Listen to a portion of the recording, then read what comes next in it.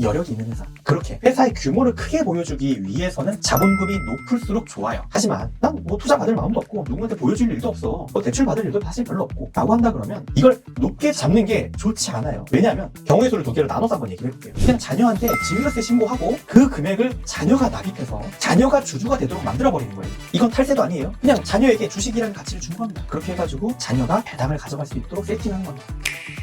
두 번째 단계로서 우리가 해야 되는 건 뭐냐면 자본금을 설정하고 주주를 어떻게 할지 결정하는 겁니다. 즉 자본금을 얼마를 할지를 정하는 겁니다. 아까 제가 업종에 따라서 인허가 업종이라는 게 있다 그랬잖아요.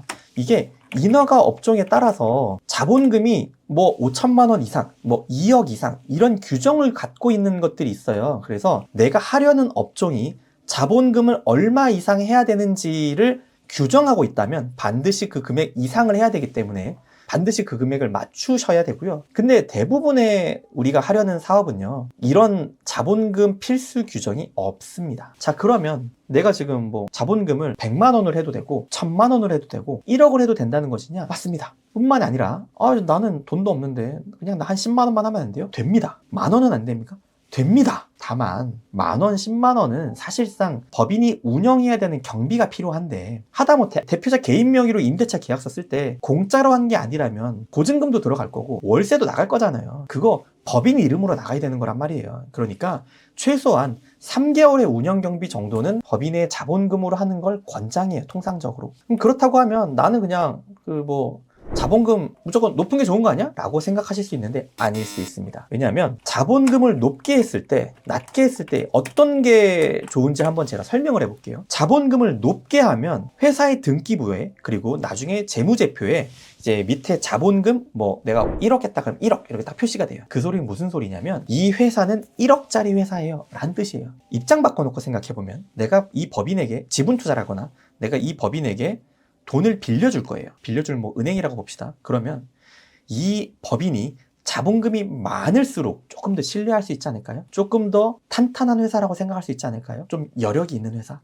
그렇게 회사의 규모를 크게 보여주기 위해서는 자본금이 높을수록 좋아요. 하지만 내가 예를 들어서 이 재무제표, 우리 법인의 등기 이런 것들을 난 뭐 투자 받을 마음도 없고 누군가한테 보여줄 일도 없어. 뭐 대출 받을 일도 사실 별로 없고 라고 한다 그러면 이걸 높게 잡는 게 좋지 않아요. 왜냐하면 경우의 수를 두 개로 나눠서 한번 얘기를 해볼게요. 실질적으로 이 법인에서 당장 써야 되는 돈이 1억이라고 가정해볼게요. 그래서 내가 어차피 쓸 돈이니까 자본금 1억으로 할게 라고 해서 그 1억을 다 자본금으로 집어넣은 경우와 나는 아직 잘 모르겠어. 굳이 1억까지 할 필요가 있을까? 라고 생각해서 자본금을 100만 원만 한 경우를 생각해 볼게요. 자, 1억을 해놓으면 자본금 1억 해놓고 그 1억으로 사업을 막 운영을 해서 이익을 9천만 원을 내고 그 이익 9천만 원을 이제 대표자가 내가 이제 그동안에 법인에 1억도 집어넣고 했으니까 그동안에 좀 자금 여력도 좀 없고 하니 법인이 이익을 낸 거 9천만 원을 내가 개인적으로 좀 써야 되겠어 라고 해서 그 법인에서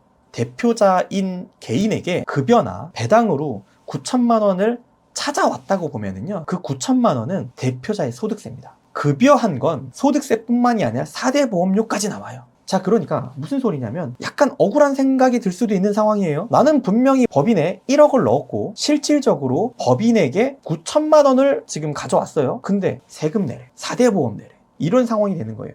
이건 왜 그런 거냐면 네가 1억을 넣은 건 이 법인의 주식을 갖고 있는 대가야. 하지만 네가 9천만 원을 가져가고 있는 건 너 주식 바뀐 거 없잖아. 그대로 있어. 그 주식은. 그 주식과 별개로 너가 9천만 원을 또 찾아온 거야. 그렇기 때문에 넌 9천만 원을 번 거야. 1억을 넣은 건 주식의 대가였고 주식은 그대로 있는데 네가 추가적으로 급여랑 배당을 가져갔기 때문에 9천만 원의 소득이 발생된 거야. 그러니까 너는 세금을 내야지. 4대 보험도 내야지. 이렇게 되는 겁니다. 납득이 안 가시나요?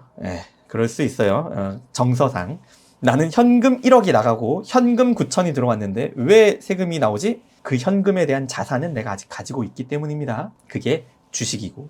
자, 두 번째 경우로 다시 얘기를 들어보면 내가 1억의 회사의 운영자금이 필요한데 100만 원만 자본금을 하고 9,900만 원을 내가 회사에 빌려줬어요. 그걸 통상적으로 가수금이라고 하거든요. 그 대표자가 가수금을 9,900만 원을 넣었어요. 그러고 나서 회사가 그 통장에 들어온 1억을 갖고 막 매출을 발생시켜서 이익을 9천만 원을 내고 그 이익 9천만 원을 내가 법인에서부터 대표자가 그냥 가져왔어요.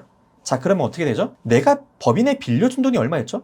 9,900. 가수금 9,900만 원 중 9천만 원을 상환한 겁니다. 자, 무슨 소리냐면 나는 9,900만 원 빌려주고 9천만 원 돌려받았으니 난 아직도 원금 회수가 안 됐어. 그러니 나는 당연히 돈 빌려주고 받은 거니까 이자도 받은 게 없고, 그러니까 소득이 아니지. 그러니까 세금 낼 것도 4대 보험 낼 것도 없지. 이렇게 됩니다. 뭐가 다르죠? 아까 첫 번째는 내 주식의 가치가 1억짜리고요. 두 번째는 내 주식의 가치가 100만 원짜리인 겁니다. 이해되시겠어요? 그러다 보니 나는 100만 원짜리 주식을 갖고 있으면서 나머지 9,900만 원에 대한 채권을 가질 것이냐, 아니면 아예 1억짜리 주식을 가질 것이냐 라는 뜻입니다. 근데 우리가 일반적으로 이 법인을 설립하는 단계는 상장한 회사가 아니잖아요. 이 주식은 잘 거래가 안 돼요. 내가 1억짜리 주식이든 100만 원짜리 주식이든 지나가는 사람 붙들고서 이거 100만 원에 살래요? 이거 1억에 살래요? 그러면 약간 이상한 사람 취급을 받으실 거예요. 왜냐하면 이거는 일반적으로 시장에서 많이 거래되는 자산이 아니거든요. 물론 가치가 없다는 건 아니에요. 가치가 없는 건 아닌데 그거는 시장이 형성 안 됐다라고 보는 게 맞죠. 왜냐하면 이 법인이 어떤 법인인지 누가 압니까? 아무도 모르지 않습니까? 통상적으로. 내가 이제 설립해서 이제 운영해 보려고 하는 그 회사니까. 그렇다고 봤을 땐 나중에 M&A까지 생각을 한다 그러면 생각이 좀 달라지겠지만, 우리가 보는 일반적인 그렇게 크지 않은 규모의 법인이라면 법인의 자본금을 높게 설정하는 게 그리 좋지 않은 선택일 수 있다. 왜냐면 낮게 설정한 만큼 가수금이고 그거는 별도의 소득세 신고 없이 돌려받을 수 있는 돈이 되기 때문에. 자, 그래서 내가 자본금을 얼마 해야 되는지 고려 요소가 어떤 게 있는지 좀 아시겠죠? 자, 그렇게 됩니다. 자, 자본금 얼마에 대한 건 지금 얘기 드렸고, 자, 그 다음에는 주주를 결정하셔야 됩니다. 주주는 어떻게 해야 되는 건가? 일단 설립 등기할 때 어떤 지분대로 들어가는지가 주주의 형성이 되는 그 기준이 되는 건데, 이걸 감안하셔야 돼요. 무슨 소리냐면 내가 처음에 그 법인을 설립할 때 자본금을 100만 원으로 등기를 했어요. 근데 그냥 뭐 아무 생각 없으면 대표자 나, 주주 나, 감사 한 명만 다른 사람 섭외해갖고 그냥 그대로 등기 쳐버리거든요. 그렇게 하면 내가 100% 주주가 됩니다. 근데 이 사업이 잘 될 거야. 나는 이거에 대한 의지도 있고 자신도 있어. 이렇게 될 거라는 걸 예상하고 있어요. 그러면 이 법인이 시간이 지날수록 이익이 나오면 그 이익이 늘어난 만큼 이 주식의 가치가 점점점 늘어나고, 이익이 늘어나면 배당도 할 수 있고 이렇게 됩니다. 그럴 때 애초에 처음에 설립할 때부터 내가 100만 원이면 내가 자식이 있거나 배우자가 있으면 이 사람한테 배당을 줄 수 있는 근거를 지금 만드는 거예요.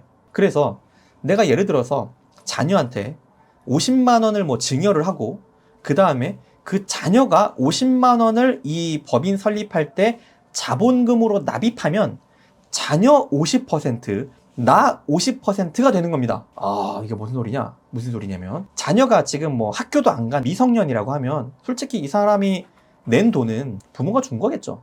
그렇죠? 그렇게 치니까 증여세 신고를 해버리면 됩니다. 그 정도는 어차피 증여세 과세 대상의 비과세 범위 내에 들어가요. 내가 증여세 신고한 적이 없다면. 배우자는 10년 동안 6억까지도 비과세가 됩니다. 그러니까 그냥 자녀한테 증여세 신고하고 그 금액을 자녀가 납입해서 자녀가 주주가 되도록 만들어버리는 거예요. 그러면 내가 처음에 뭐 1,000만 원이라 그러면 500만 원 증여하고 500만 원 납입시키고, 자녀가 2명이야. 그러면 250만 원 증여하고 그거를 납입을 시키면 25%, 나 50% 이렇게 되는 거 아니에요. 자, 그렇게 해놓고 내가 사업을 막 진행을 해. 그게 사업이 잘 됐어. 여기서 배당을 해. 내가 자본금을 1,000만 원 했다고 하더라도 사업이 잘 되면 배당금 몇 천만 원도 할 수 있는 거예요. 그러면 자녀에게 자연스럽게 배당이 갈 수 있는 겁니다. 이건 탈세도 아니에요. 그냥 자녀에게 주식이라는 가치를 준 겁니다. 그렇게 해가지고 그 자녀가 배당을 가져갈 수 있도록 세팅하는 겁니다. 그러니까 이거 나중에 하면 안 됩니까? 나중에 하면 뭐가 문제가 되냐면, 법인이 이미 사업을 진행하고 나면 이익이 생기죠. 이익이 생기면 법인의 가치가 올라갑니다. 그때는 지금 내가 처음에 설립 등기할 때 들어가는 액면가액보다 더 높은 금액으로 해석해야 돼요. 비상장 주식을 별도로 평가해야 된다라고 표현하는데, 어쨌든 내가 처음에 등기할 때 나오는 그 금액은 액면가액이고요. 뭐 한 주당 500원이든 5,000원이든 뭐 이런 식으로 설정하거든요. 내가 처음에 설립할 때 한 주당 500원이라고 했었을 때 내가 사업이 잘 되면 더 이상 자녀가 들어올 때 이제 한 주당 500원으로 등록할 수 없어요. 그래서 그렇습니다. 그러니까 설립할 때 아직 사업을 시작하기 전에 빨리 자녀를 넣으셔야 돼요. 아시겠죠? 그래서 주주를 어떻게 세팅하는지가 나중에 부를 어떻게 넘기는지에 대한 수단까지도 연결되기 때문에 그렇습니다. 법인 설립 하나 하려고 하는데 이렇게 많은 요소가 있었어? 라고 생각하실 수 있는데 그렇습니다. 사업을 처음 하시면 생각 못 하실 수 있는데 사업을 좀 하셨던 분들은 알아요. 알아갖고 벌써부터 자녀 이렇게 하시는데 간혹 보면 이제 자녀를 주주로 넣으신 경우는 있는데 여기서 놓치는 게 뭐냐면 미성년자인데 이제 막 그 학생이고 알바할 나이도 아닌데도 불구하고 자녀 이름으로 그냥 등기만 해버린 경우들이 있어요. 주주 집어넣고 증여세 신고하셔야 됩니다. 왜냐하면 이 사람이 이 자녀가 자기가 돈 번 게 없는데 얻는 돈으로 넣었을 리가 없잖아요. 그러면 부모님이 증여한 거여야만 해요. 그러니까 증여세 신고를 하시고 해야 명확하게 이게 자녀께 맞구나라고 이해할 수 있지, 잘못 해석하면 부모가 자녀의 이름만 빌려서 주주에 등록한 거로 해석될 수도 있어요. 차명주식으로 해석할 수도 있다고요. 매우 일이 복잡해질 수 있기 때문에 내가 설립 등기할 때 자녀를 넣을 거라면 증여세 신고도 하셔야 됩니다. 자, 이렇게 주주 결정까지 끝났다고 하면 자, 이제 드디어 법인 등기 진행하시면 됩니다.